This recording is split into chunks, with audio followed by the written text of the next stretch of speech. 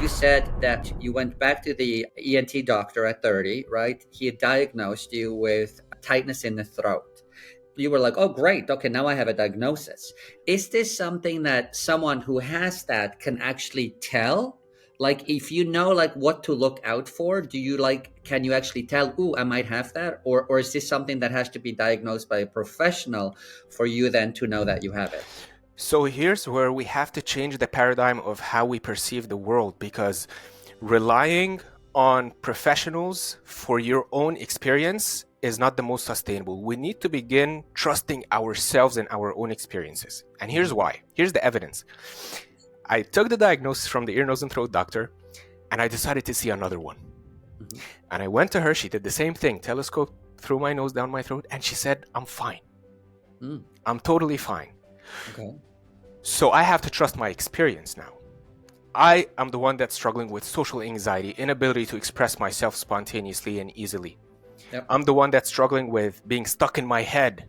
And every time I want to express something, I have to rehearse it like at least 10 times. From there, I learned that the root cause is psychological. I was guided towards that with my mentor, who taught me about body psychotherapy.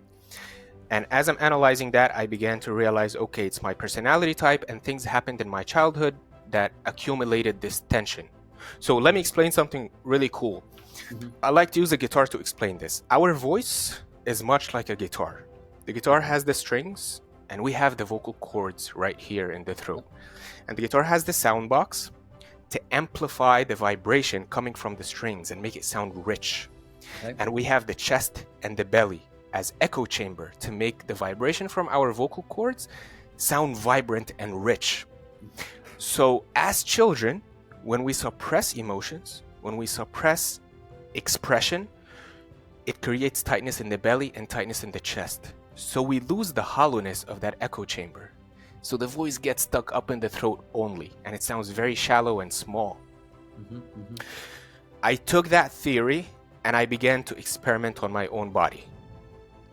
And that's when I discovered sustainable ways to release the tension physically with physical vocal exercises, and then going to the root cause psychologically and releasing the survival mode that the nervous system has been used to. Because I needed to do both, releasing the nervous system so that it lets go of the tightness on the throat, and then with the vocal exercises, I can continue releasing the remainder of the accumulated tension.